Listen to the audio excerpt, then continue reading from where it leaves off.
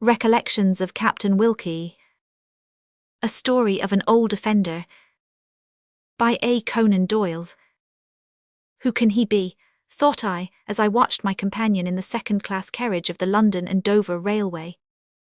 I had been so full of the fact that my long-expected holiday had come at last, and that for a few days at least, the gaieties of Paris were about to supersede the dull routine of the hospital wards, that we were well out of London before I observed that I was not alone in the compartment. In these days we have all pretty well agreed that 3 is company and 2 is none upon the railway. At the time I write of, however, people were not so morbidly sensitive about their travelling companions. It was rather an agreeable surprise to me to find that there was some chance of whiling away the hours of a tedious journey. I therefore pulled my cap down over my eyes, took a good look from beneath it at my vis-a-vis, and repeated to myself, "Who can he be?" I used rather to pride myself on being able to spot a man's trade or profession by a good look at his exterior. I had the advantage of studying under a master of the art, who used to electrify both his patients and his clinical classes by long shots, sometimes at the most unlikely of pursuits, and never very far from the mark. "Well, my man," I have heard him say, "I can see by your fingers that you play some musical instrument for your livelihood, but it is a rather curious one, something quite out of my line." The man afterwards informed us that he earned a few coppers by blowing Rule Britannia on a coffee pot, the spout of which was pierced to form a rough flute. Though a novice in the art, I was still able to astonish my ward companions on occasion, and I never lost an opportunity of practicing.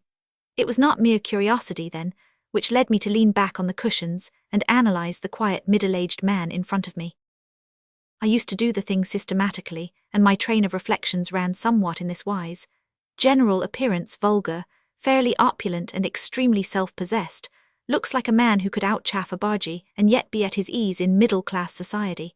Eyes well set together and nose rather prominent, would be a good long-range marksman. Cheeks flabby but the softness of expression redeemed by a square-cut jaw and a well-set lower lip. On the whole a powerful type.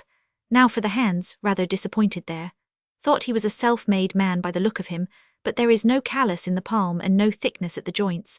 Has never been engaged in any real physical work, I should think. No tanning on the backs of the hands. On the contrary, they are very white, with blue projecting veins and long, delicate fingers. Couldn't be an artist with that face, and yet he has the hands of a man engaged in delicate manipulations. No red acid spots upon his clothes, no ink stains, no nitrate of silver marks upon the hands. This helps to negative my half-formed opinion that he was a photographer. Clothes not worn in any particular part. Coat made of tweed and fairly old, but the left elbow, as far as I can see it, has as much of the fluff left on as the right, which is seldom the case with men who do much writing. Might be a commercial traveller, but the little pocket-book in the waistcoat is wanting, nor has he any of those handy valises suggestive of samples. I give these brief headings of my ideas merely to demonstrate my method of arriving at a conclusion. As yet I had obtained nothing but negative results, but now, to use a chemical metaphor, I was in a position to pour off this solution of dissolved possibilities and examine the residue.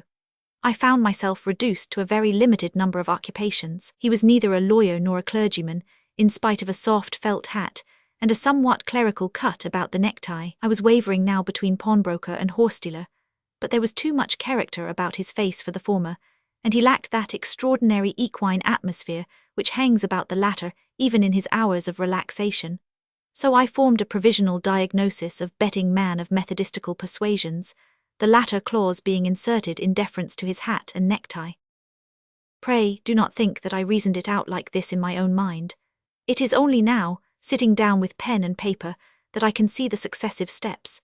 As it was, I had formed my conclusion within 60 seconds of the time when I drew my hat down over my eyes and uttered the mental ejaculation with which my narrative begins. I did not feel quite satisfied even then with my deduction. However, as a leading question would, to pursue my chemical analogy, act as my litmus paper, I determined to try one. There was a Times lying by my companion, and I thought the opportunity too good to be neglected. "Do you mind my looking at your paper?" I asked. "Certainly, sir, certainly," said he most urbanely, handing it across. I glanced down its columns until my eye rested upon the list of the latest betting. "Hullo," I said, "they are laying odds upon the favourite for the Cambridgeshire. But perhaps," I added, looking up, "you are not interested in these matters." "Snares, sir," said he violently. Wiles of the enemy, mortals are but given a few years to live. How can they squander them so?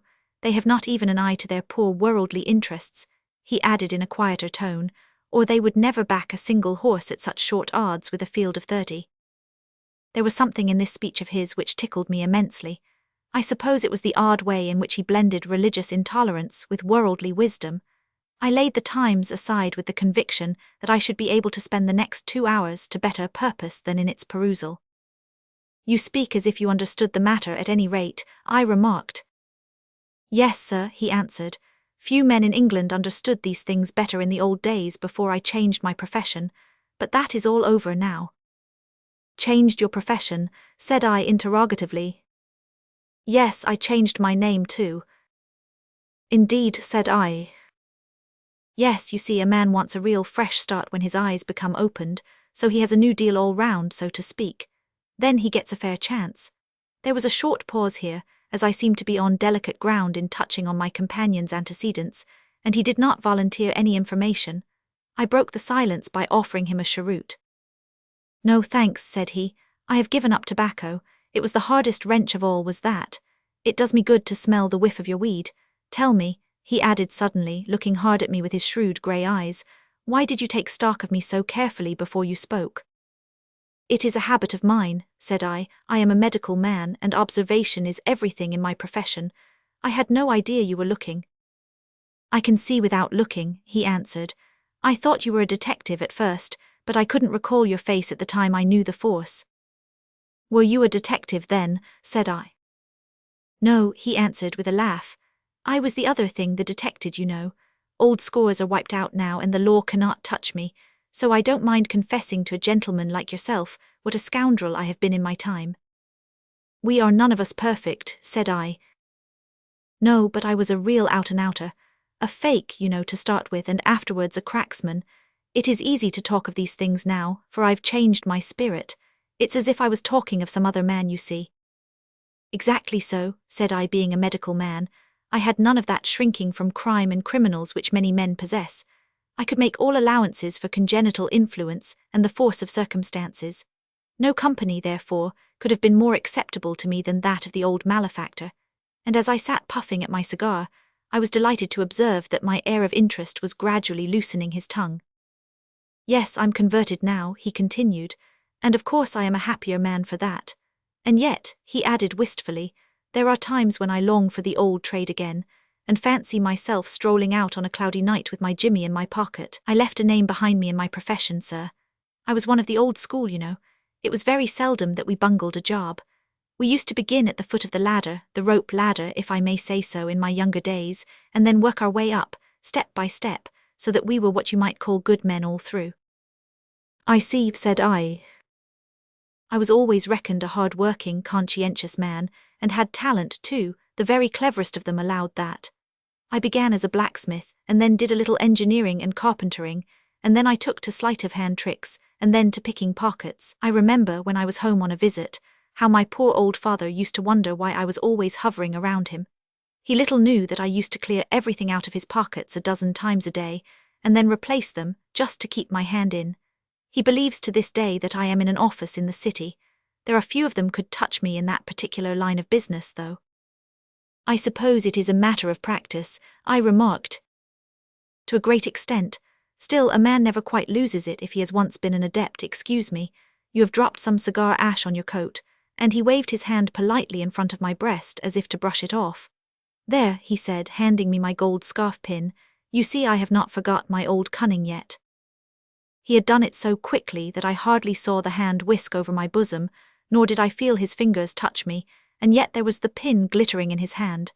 It is wonderful, I said as I fixed it again in its place. Oh, that's nothing, but I have been in some really smart jobs. I was in the gang that picked the new patent safe. You remember the case.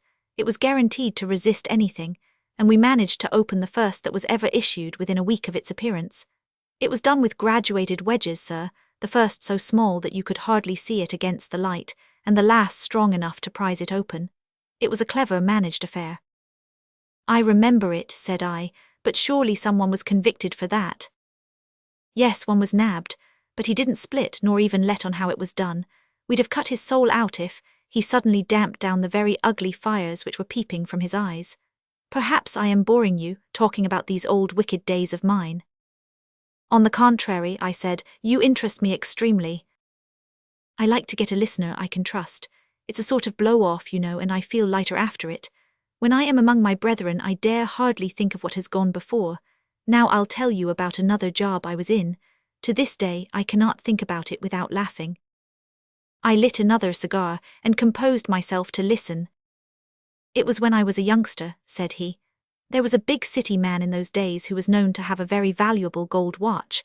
I followed him about for several days before I could get a chance.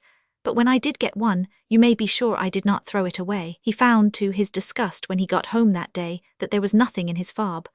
I hurried off with my prize, and got it stowed away in safety, intending to have it melted down next day. Now, it happened that this watch possessed a special value in the owner's eyes, because it was a sort of ancestral possession, presented by his father on coming of age, or something of that sort. I remember there was a long inscription on the back. He was determined not to lose it if he could help it, and accordingly he put an advertisement in an evening paper, offering £30 reward for its return, and promising that no questions should be asked. He gave the address of his house, 31 Caroline Square, at the end of the advertisement. The thing sounded good enough, so I set off for Caroline Square, leaving the watch in a parcel at a public house which I passed on the way. When I got there, the gentleman was at dinner, but he came out quick enough when he heard that a young man wanted to see him. I suppose he guessed who the young man would prove to be. He was a genial-looking old fellow, and he led me away with him into his study. "Well, my lad," said he, "what is it?" "I've come about that watch of yours," said I. "I think I can lay my hands on it." "Oh, it was you that took it," said he. "No," I answered. "I know nothing whatever about how you lost it. I have been sent by another party to see you about it. Even if you have me arrested, you will not find out anything." "Well," he said, "I don't want to be hard on you. Hand it over, and here is my check for the amount." "Checks won't do," said I. "I must have it in gold." "It would take an hour or so to collect in gold," said he. "That will just suit," I answered, "for I have not got the watch with me. I'll go back and fetch it while you raise the money." I started off and got the watch where I had left it. When I came back, the old gentleman was sitting behind his study table, with the little heap of gold in front of him. "Here is your money," he said, and pushed it over. "Here is your watch," said I. He was evidently delighted to get it back, and after examining it carefully and assuring himself that it was none the worse, he put it into the watch pocket of his coat with a grunt of satisfaction. "Now, my lad," he said, "I know it was you that took the watch. Tell me how you did it, and I don't mind giving you an extra £5 note." "I wouldn't tell you in any case," said I, "but especially I wouldn't tell you when you have a witness hid behind that curtain. You see, I had all my wits about me, and it didn't escape me that the curtain was drawn tighter than it had been before." "You are too sharp for us," said he good-humouredly. "Well, you have got your money, and that's an end of it.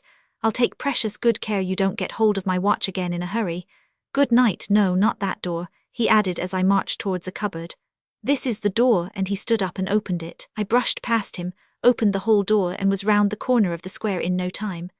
I don't know how long the old gentleman took to find it out, but in passing him at the door, I managed to pick his pocket for the second time, and next morning the family heirloom was in the melting pot after all. That wasn't bad, was it? The old warhorse had evidently forgotten all about his conversion now. There was a tone of triumph in the conclusion of his anecdote, which showed that his pride in his smartness far surpassed his repentance of his misdeeds. He seemed pleased at the astonishment and amusement I expressed at his adroitness. "Yes," he continued with a laugh, "it was a capital joke. But sometimes the fun lies all the other way. Even the sharpest of us come to grief at times. There was one rather curious incident which occurred in my career. You may possibly have seen the anecdote, for it got into print at the time." "Pray let me hear it," said I. "Well, it is hard lines telling stories against oneself, but this was how it happened. I had made a rather good haul, and invested some of the swag in buying a very fine diamond ring. I thought it would be something to fall back upon when all the ready was gone and times were hard. I had just purchased it, and was going back to my lodgings in the omnibus, when, as luck would have it, a very stylishly dressed young lady came in and took her seat beside me. I didn't pay much attention to her at first, but after a time something hard in her dress knocked up against my hand, which my experienced touch soon made out to be a purse. It struck me that I could not pass the time more profitably or agreeably than by making this purse my own. I had to do it very carefully, but I managed at last to wriggle my hand into her rather light pocket, and I thought the job was over. Just at this moment she rose abruptly to leave the bus, and I had hardly time to get my hand with the purse in it out of her pocket without detection. It was not until she had been gone some time that I found out that in drawing out my hand in that hurried manner, the new and ill-fitting ring had slipped over my finger and remained in the young lady's pocket. I sprang out and ran in the direction in which she had gone with the intention of picking her pocket once again. She had disappeared, however, and from that day till this I have never set eyes on her. To make the matter worse, there was only 4p halfpenny in coppers inside the purse. Sarve me right for trying to rob such a pretty girl. Still, if I had that 200 quid now, I should not be reduced to, good heavens, forgive me. What am I saying? He seemed inclined to relapse into silence after this, but I was determined to draw him out a little more if I could possibly manage it. There is less personal risk in the branch you have been talking of, I remarked, than there is in burglary. Ah, he said, warming to his subject once again, it is the higher game which is best worth aiming at. Talk about sport, sir, talk about fishing or hunting. Why, it is tame in comparison. Think of the great country house with its men servants and its dogs and its firearms, and you with only your Jimmy and your centre bit and your mother wit, which is best of all. It is the triumph of intellect over brute force, sir, as represented by bolts and bars. People generally look upon it as quite the reverse, I remarked. I was never one of those blundering life-preserver fellows, said my companion. I did try my hand at garroting once, but it was against my principles and I gave it up. I have tried everything. I have been a bedridden widow with 3 young children, but I do object to physical force. You have been what? Said I. A bedridden widow. Advertising, you know, and getting subscriptions. I have tried them all. You seem interested in these experiences, he continued, so I will tell you another anecdote. It was the narrowest escape from penal servitude that ever I had in my life. A pal and I had gone down on a country beat, it doesn't signify where it was, and taken up our headquarters in a little provincial town. Somehow it got noised abroad that we were there, and householders were warned to be careful, as suspicious characters had been seen in the neighbourhood. We should have changed our plans when we saw the game was up, but my chum was a plucky fellow and wouldn't consent to back down. Poor little Jim. He was only 34 round the chest and about 12 at the biceps, but there is not a measuring tape in England could have given the size of his heart. He said we were in for it, and we must stick to it, so I agreed to stay, and we chose Morley Hall, the country house of a certain Colonel Morley, to begin with. Now this Colonel Morley was about the last man in the world that we should have meddled with. He was a shrewd, cool-headed fellow who had knocked about and seen the world, and it seems that he took a special pride in the detection of criminals. However, we knew nothing of all this at that time, so we set forth hopefully to have a try at the house. The reason that made us pick him out among the rest was that he had a good-for-nothing groom, who was a tool in our hands. This fellow had drawn up a rough plan of the premises for us. The place was pretty well locked up and guarded, and the only weak point we could see was a certain trapdoor, the padlock of which was broken, and which opened from the roof into one of the lumber rooms. If we could only find any method of reaching the roof, we might force a way securely from above. We both thought the plan rather a good one, and it had a spice of originality about it which pleased us. It is not the mere jewels or plate, you know, that a good cracksman thinks about. The neatness of the job and his reputation for smartness are almost as important in his eyes. We had been very quiet for a day or two, just to let suspicion die away. Then we set out one dark night, Jim and I, and got over the avenue railings and up to the house without meeting a soul.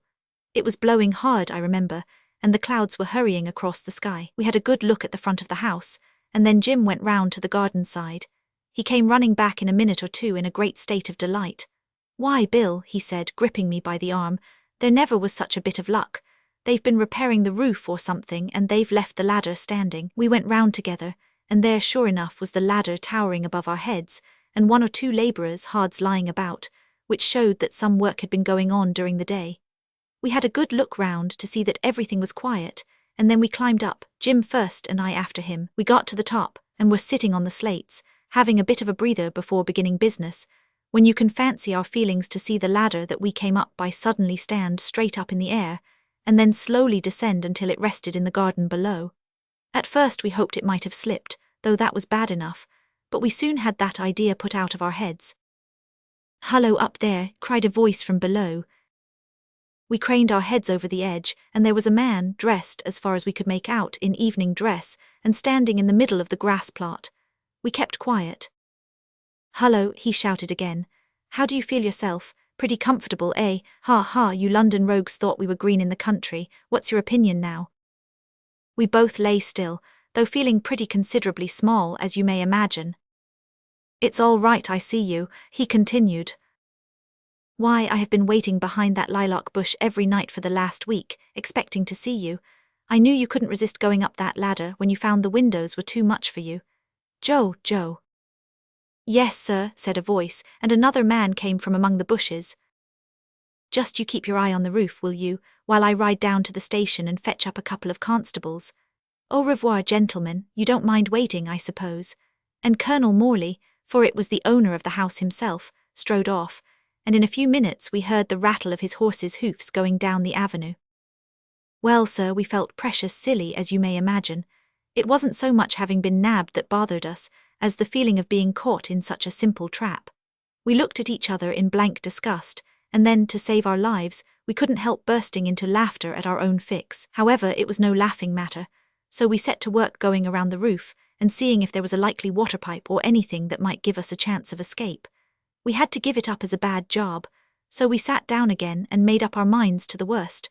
Suddenly an idea flashed into my head, and I groped my way over the roof until I felt wood under my feet. I bent down and found that the Colonel had actually forgotten to secure the padlock. You will often notice as you go through life that it is the shrewdest and most cunning man who falls into the most absurd mistakes, and this was an example of it. You may guess that we did not lose much time, for we expected to hear the constables every moment. We dropped through into the lumber room, slipped downstairs, tore open the library shutters, and were out and away before the astonished groom could make out what had happened. There wasn't time enough to take any little souvenir with us, worse luck. I should have liked to have seen the Colonel's face when he came back with the constables and found that the birds were flown. "Did you ever come across the Colonel again?" I asked. "Yes, we skinned him of every bit of plate he had down to the salt spoons a few years later. It was partly out of revenge, you see, that we did it. It was a very well managed and daring thing, one of the best I ever saw, and all done in open daylight too." "How in the world did you do it?" I asked. "Well, there were 3 of us in it, Jim was one, and we set about it in this way. We wanted to begin by getting the Colonel out of the way, so I wrote him a note purporting to come from Squire Brotherwick, who lived about 10 miles away, and was not always on the best of terms with the master of Morley Hall. I dressed myself up as a groom, and delivered the note myself. It was to the effect that the squire thought he was able to lay his hands on the scoundrels who had escaped from the Colonel a couple of years before, and that if the Colonel would ride over they would have little difficulty in securing them. I was sure that this would have the desired effect, so after handing it in, and remarking that I was the squire's groom, I walked off again, as if on the way back to my master's. After getting out of sight of the house, I crouched down behind a hedge, and as I expected, in less than a quarter of an hour the Colonel came swinging past me on his chestnut mare. Now, there is another accomplishment I possess which I have not mentioned to you yet, and that is that I can copy any handwriting that I see. It is a very easy trick to pick up if you only give your mind to it. I happen to have come across one of Colonel Morley's letters some days before, and I can write so that even now I defy an expert to detect a difference between the hands. This was a great assistance to me now, for I tore a leaf out of my pocketbook and wrote something to this effect. "As Squire Brotherwick has seen some suspicious characters about, and the house may be attempted again, I have sent down to the bank and ordered them to send up their bank cart to convey the whole of the plate to a place of safety. It will save us a good deal of anxiety to know that it is in absolute security. Have it packed up and ready, and give the bearer a glass of beer." Having composed this precious epistle, I addressed it to the butler and carried it back to the hall, saying that their master had overtaken me on the way and asked me to deliver it. I was taken in and made much of downstairs, while a great packing case was dragged into the hall, and the plate stowed away among cotton wool and stuffing. It was nearly ready when I heard the sound of wheels upon the gravel, and sauntered round just in time to see a business-like closed car drive up to the door. One of my pals was sitting very demurely on the box, while Jim, with an official-looking hat, sprang out and bustled into the hall. "Now then," I heard him say, "look sharp. What's for the bank? Come on." "Wait a minute, sir," said the butler. "Can't wait. There's a panic all over the country and they are clamouring for us everywhere. Must drive on to Lord Blackberry's place unless you are ready." "Don't go, sir," pleaded the butler. "There's only this one rope to tie. There, it is ready now. You'll look after it, won't you?" "That we will. You'll never have any more trouble with it now," said Jim, helping to push the great case into the car. "I think I had better go with you and see it stowed away in the bank," said the butler. "All right," said Jim, nothing abashed. "You can't come in the car though, for Lord Blackberry's box will take up all the spare room. Let's see, it's 12 o'clock now. Well, you be waiting at the bank door at 1:30, and you will just catch us." "All right, 1:30, said the butler. "Good day," cried my chum, and away went the car, while I made a bit of a short cut and caught it around a turn of the road. We drove right off into the next county, got a down train to London, and before midnight the Colonel's silver was fused into a solid lump. I could not help laughing at the versatility of the old scoundrel. "It was a daring game to play," I said. "It is always the daring game which succeeds best," he answered. At this point the train began to show symptoms of slowing down, and my companion put on his overcoat and gave other signs of being near the end of his journey. "You are going on to Dover," he said. "Yes." "For the continent?" "Yes." "How long do you intend to travel?" "Only for a week or so." "Well, I must leave you here. You will remember my name, won't you? John Wilkie. I am pleased to have met you. Is my umbrella behind you?" he added, stretching across. "No, I beg your pardon. Here it is in the corner." And with an affable smile the ex-cracksman stepped out, bowed, and disappeared among the crowd upon the platform. I lit another cigar, laughed as I thought of my late companion, and lifted up the Times, which he had left behind him. The bell had rung, the wheels were already revolving when, to my astonishment, a pallid face looked in at me through the window. It was so contorted and agitated that I hardly recognized the features which I had been gazing upon during the last couple of hours. "Here, take it," he said, "take it. It's hardly worth my while to rob you of £7 4 shillings, but I couldn't resist once more trying my hand," and he flung something into the carriage and disappeared. It was my old leather purse, with my return ticket, and the whole of my travelling expenses. His newly awakened conscience had driven him to instant restitution.